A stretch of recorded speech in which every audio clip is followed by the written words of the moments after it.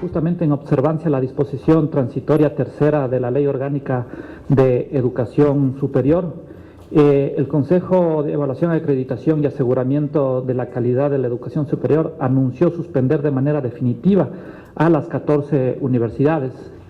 Y esto por obtener un dictamen técnico de no aceptable.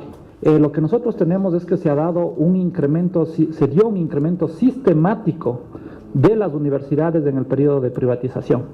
Entonces, en ese sentido, nosotros podemos ver que mientras en el periodo de privatización creció sistemáticamente el número de universidades, y como ustedes pueden ver, principalmente creció las universidades particulares, en el periodo de este gobierno se ha mantenido constante porque hubo una moratoria de creación de universidades. Y eso es muy importante señalar. Acá no es que tiene que haber una universidad en cada rincón del país, sino todo ecuatoriano tiene que tener la posibilidad de estudiar en una universidad. Es completamente diferente.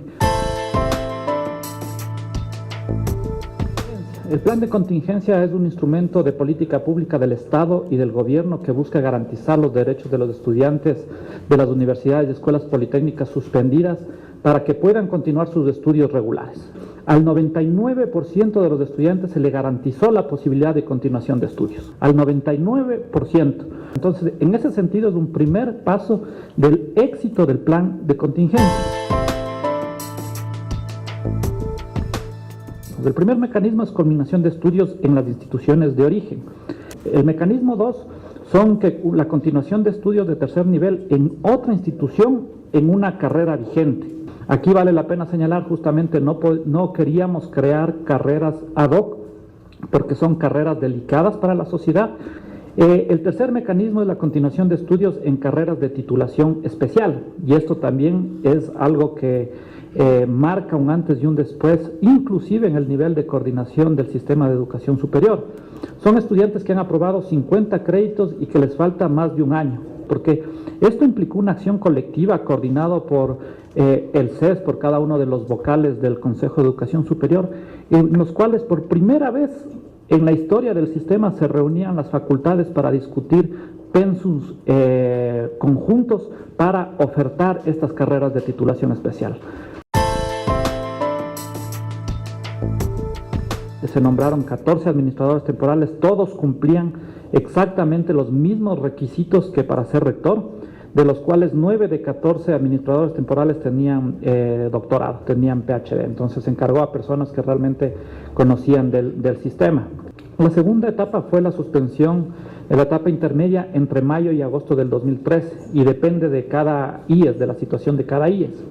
Esta etapa se inicia con el fin de las actividades académicas, acá nos referimos principalmente al mecanismo 1, y se conserva la capacidad jurídica de las IES solo para efectos de liquidación de pasivos. Y la etapa final justamente es la etapa de liquidación y solicitud de derogatoria de ley de creación y extinción a la Asamblea Nacional del Ecuador. Estas universidades tienen que extinguirse porque fueron creadas por ley, la mayoría, y obviamente la una que mencionamos tendrá que ser eliminada por decreto, y esto te presentaremos en su debido momento a la Asamblea para que se procese el trámite acá. El saldo inicial efectivo en bancos de las 14 universidades fue de $331,000, ¿no? O sea, nada, prácticamente, de lo que se necesitaba para poner en funcionamiento y pagar, en este caso, las deudas, que ya vamos a hablar de eso. Se encontraron las universidades cerradas sin información financiera ni contable, ¿no? Sin liquidez, con servicios básicos y salarios impagos, y con deudas al Instituto Ecuatoriano de Seguridad Social, con una alta precarización laboral de los trabajadores, ¿no? Con una perspectiva justamente en que se veía claramente que lo que se buscaba era el lucro de la institución de educación superior, traspasos de activos a familiares, promotores, autoridades, quienes cobraban elevadas sumas por arriendo. Ustedes pueden ver, por ejemplo, en las facturas ahí, arriendos a favor del rector de la institución por una suma de $71,000 más IVA mensuales. Obviamente se ponían de salario $1,000, pero recibían por arriendo $71,000 mensuales, ¿no?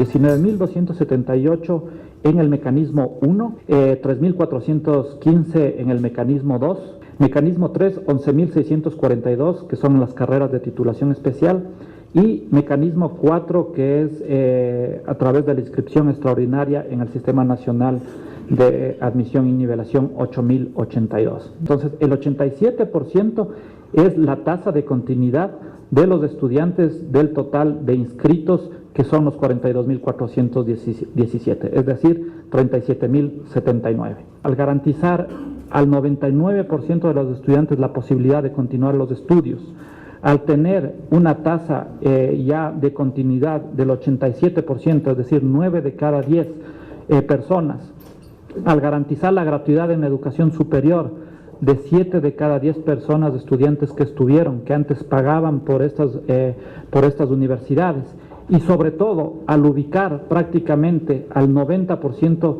de las personas en una universidad categoría A o B, realmente lo que nosotros estamos viendo que el plan de contingencia ha sido un éxito a pesar de la complejidad. Creo que hay que reconocer que aquí lo que se han tomado son decisiones importantes para el país, como dicen, con una trayectoria que ha venido desde la misma constituyente, y en un proceso que además viene a fortalecer la academia, el conocimiento y demás, no solo en lo etéreo, sino que en lo concreto, a tener profesionales que realmente puedan insertarse en la sociedad con aportes decisivos, con aportes eficientes, concretos y efectivos.